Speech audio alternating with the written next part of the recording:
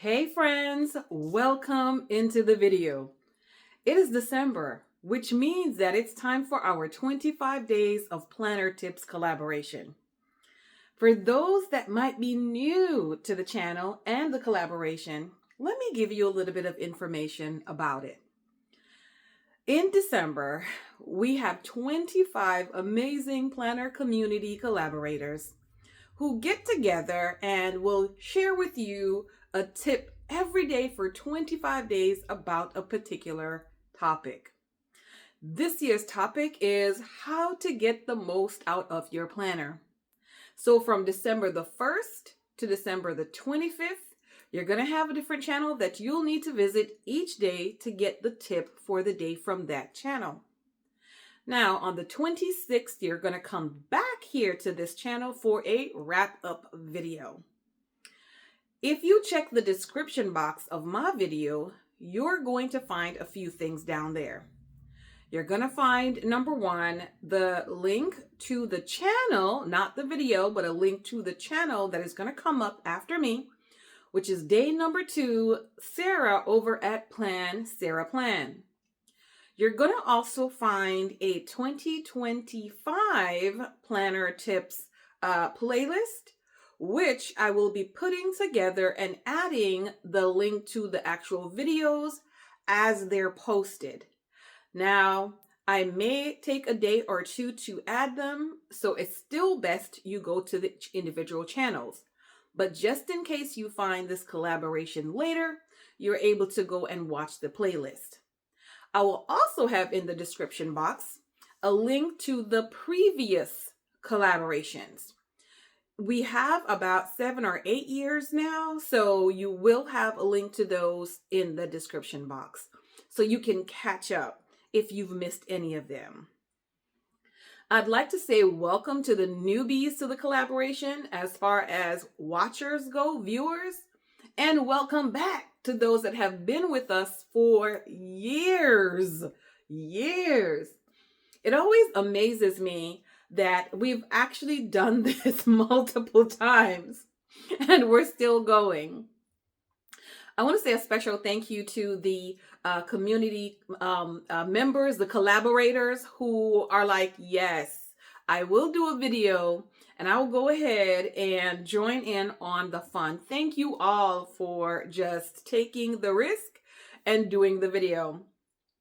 We have some returning collaborators as well as some new collaborators that I'm excited about again this year.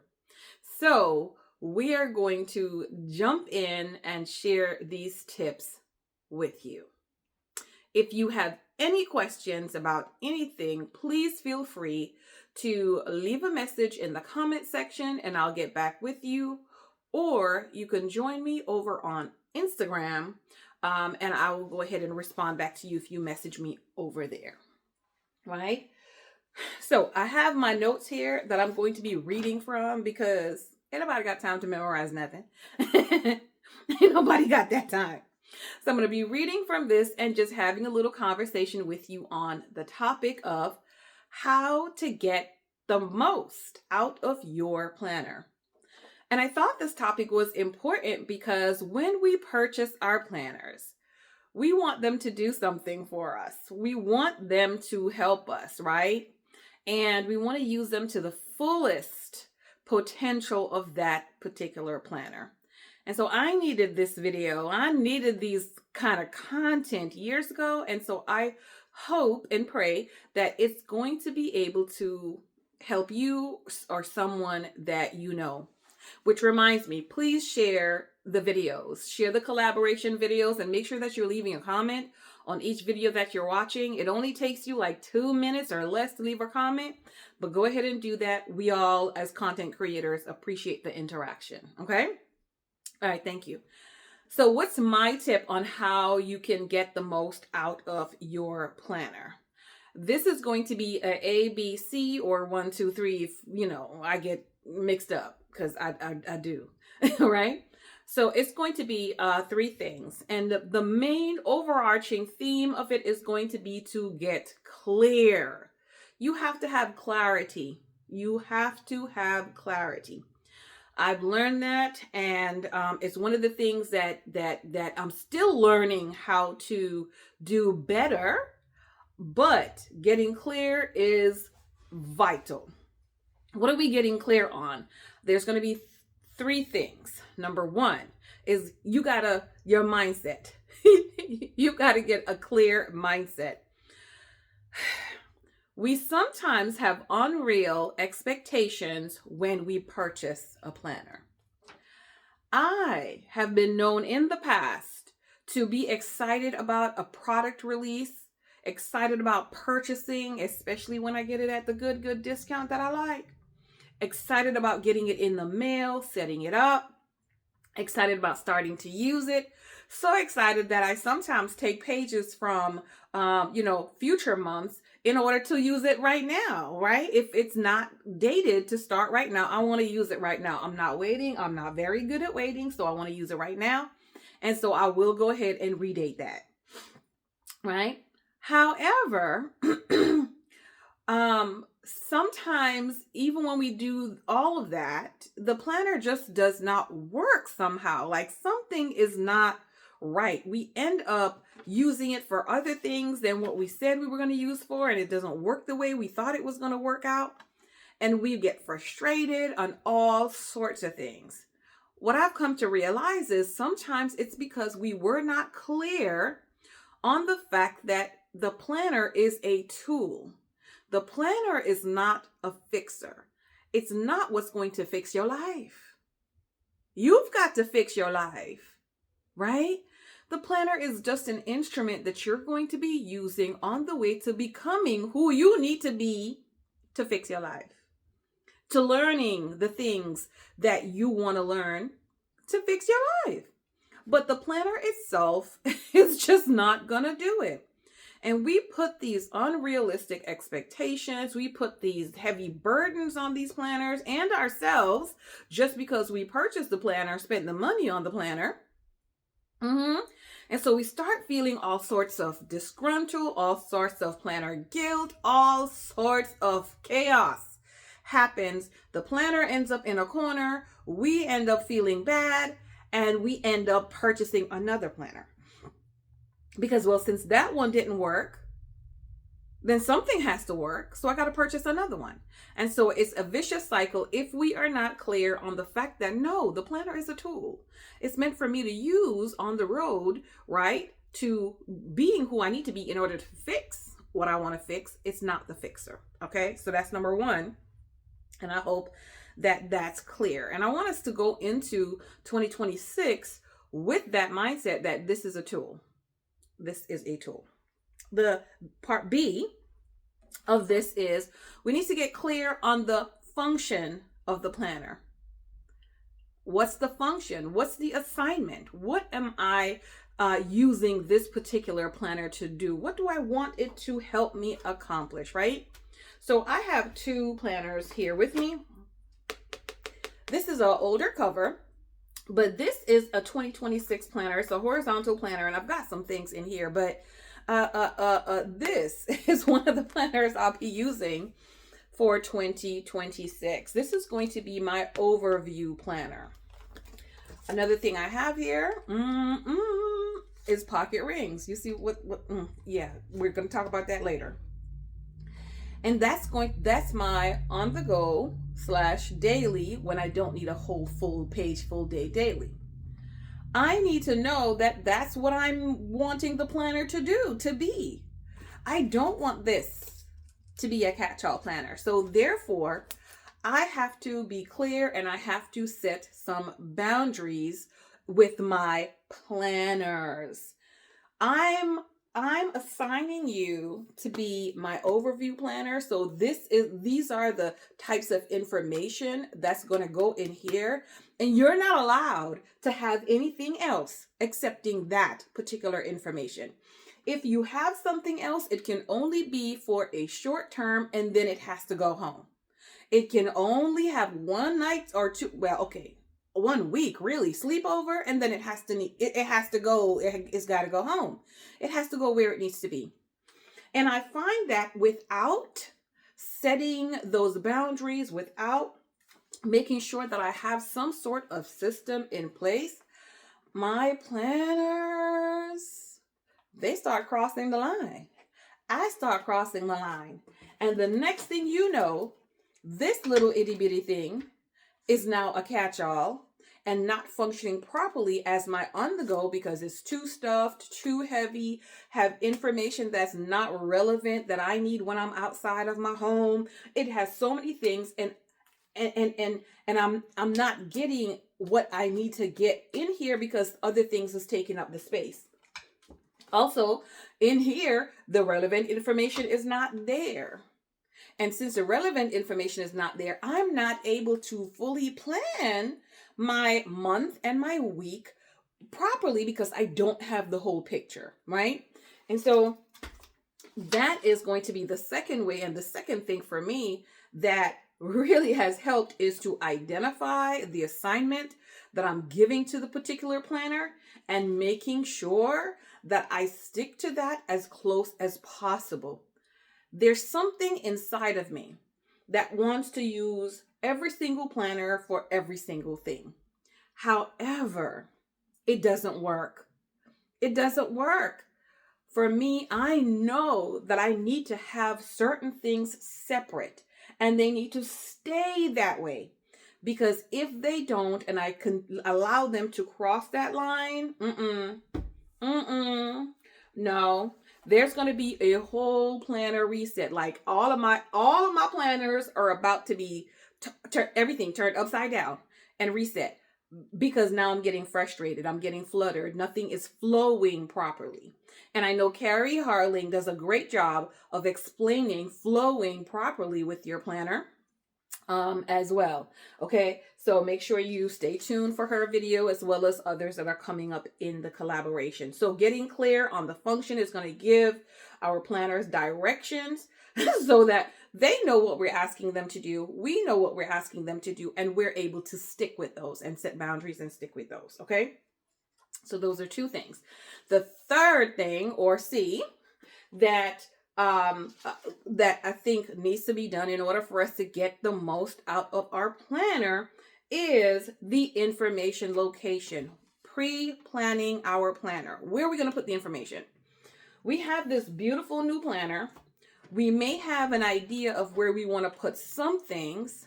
However, we may have other pages or spaces that's empty, and we don't like empty spots. We don't like empty pages, right? We're not utilizing the planner to the fullest potential if we have all this empty spot or empty pages in there. There are times when I would purchase another planner or another notebook because I told myself that I needed it, right? When there was space in a planner that I was already using that could possibly accommodate that. If I'm not using that space, I'm not using my planner to the fullest potential. I'm not getting the most out of my planner, right? So what I've done is to plan my planners or pre-plan them, sometimes even before I purchase the planner.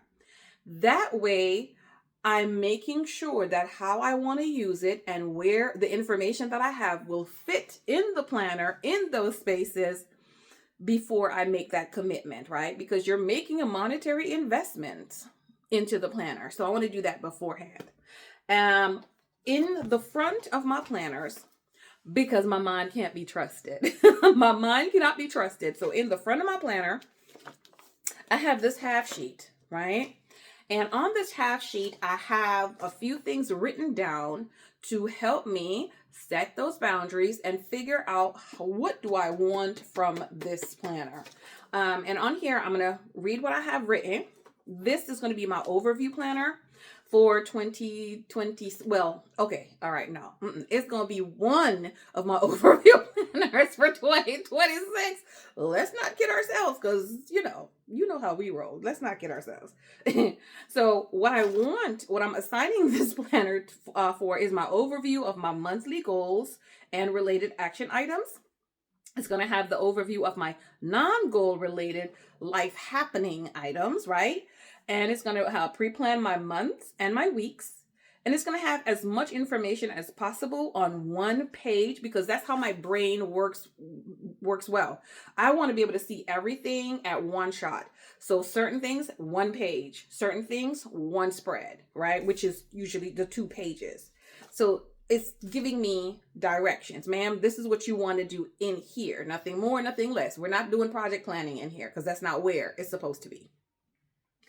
And then on the front side of it, I do have some things that I'm telling myself what I'm going to do. I'm not going to say I want to. I'm not going to say I'll try. I started by saying I will. So let me share with you what I mean by pre-planning the planner. There's a few things that I've always liked. I've always liked when you have your ring bound planners and you see that calendar, the cute calendar, yearly overview calendar, and people are always like marking off the months after they finished, or they're dotting and tracking things on the monthly. Yeah, I think that's cute, but I never use any of mine.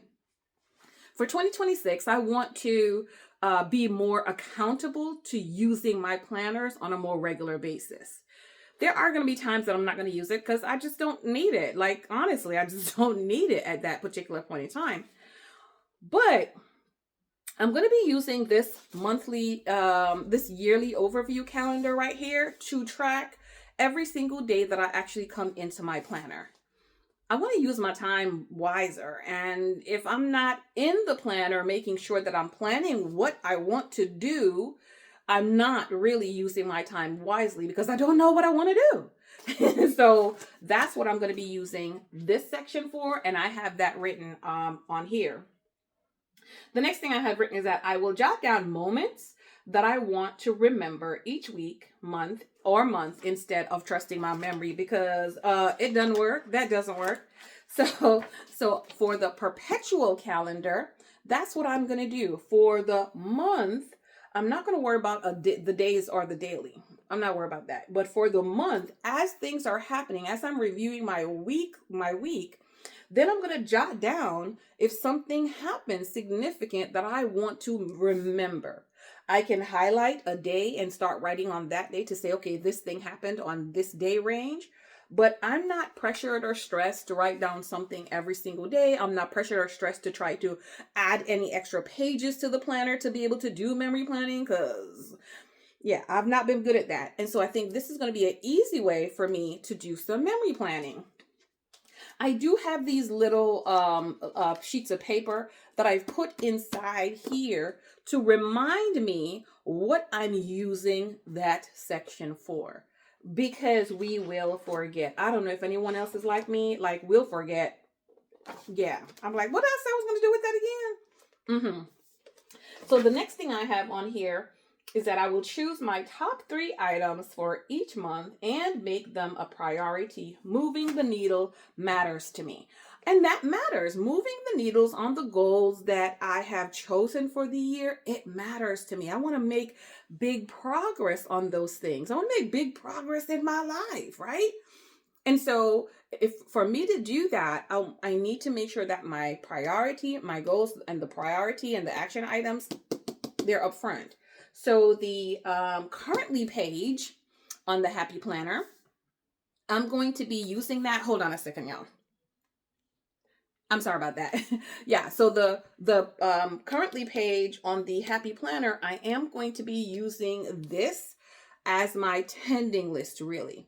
I do use the Cultivate What Matters Goal Planner to plan out my goals for the big picture planning. And so I'm pulling items from there and putting them in here. I'm going to pick just 3 because the month is always packed, more packed than I anticipated. So I'm picking just 3, and I'm going to, at the bottom, put this into 3 sections, and I'm going to list all the action items that needs to go towards these particular 3 goals. Doesn't mean that I'll get everything done every single month. However, I want to get as much as possible done, and I have it right here at my fingertips. I don't have to go back into my Power Sheets in order to check it. It's going to be right here. This section is going to be so much fun, and that's where the important is. And I got this idea from Martin Made TV, or Martin Made Co. Here on YouTube. She's also on Instagram. And what she used she used a section in her, I think it's a Hobonichi, And what she does with that is she puts the stickers, the washi, the highlighters that she's using for the month. She literally actually puts the sample there. And so I'm going to be putting my sample here. And I wanted this to be a beautiful section. I wanted this to be a joy section, something that is going to bring me joy for the month, so I can remember, hey, this is what you said you were going to use for the month of January. So remember to use them. They were already picked. So let me go ahead and use them, right? And of course, I have a sheet of paper here telling me exactly what I'm going to be doing with this section, so I remember. So that's just kind of like an idea, and I'll share one more with you. That's kind of like an idea of how I'm planning out the sections, planning out my pages, making sure they're relevant to how I'm planning now and the things that I want to improve going forward in the future. And this is also important to that. If you've watched my morning tea, which is Tuesdays on my channel, 8 a.m. Eastern Standard Time, if you've been watching that for the month of October, November, going into December as well, I've been using these Happy Planner daily sheets. I've been using them as my weekly task list. So I list down all my priorities for the week, the things that I would like to get done for the week, and then some kind of like a notes or review of what's happening or what went on for the week. That is also pretty important because I'm reviewing what's happening for the week. I'm reviewing the planner changes that I need to make on a weekly basis. So I'm making adjustments on a weekly basis. And so by planning ahead how I'm going to be using my pages, I'm able to be more fluid, I guess, with my setup. So it's more responsive to my needs, my planner needs. And so it really has been working well for me over the past couple months, and I really enjoy this. Another thing about planning out my planner pages and how I'm going to be using them is that this can be taken from the Happy Planner and put into my Erin Condren dashboard layout, right? It can even be put into my Erin Condren daily planner. And so I'm creating something that I can move with from one planner to another planner, and it's not going to create chaos because I'm changing planners, the layout is different, and now I don't know what to do and I don't know where to put the things, right? Because I have a system in place for planning my planner, I can do that ahead of time and know this is going to work and this is not going to work for me as well. I hope all of that makes sense for you all, friends, and let me know what resonates with you from those 3 tips in the comment section down below.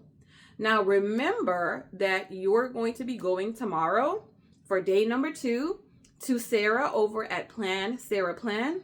And then remember, you're coming back on the 26th of December to this channel for the wrap up as well. Y'all, it's so good to have you guys here again for another year. And I look forward to seeing you guys on the 26th and also on the morning tea Tuesdays Tuesdays at 8 a.m. Eastern Standard Time on this channel. Bye bye.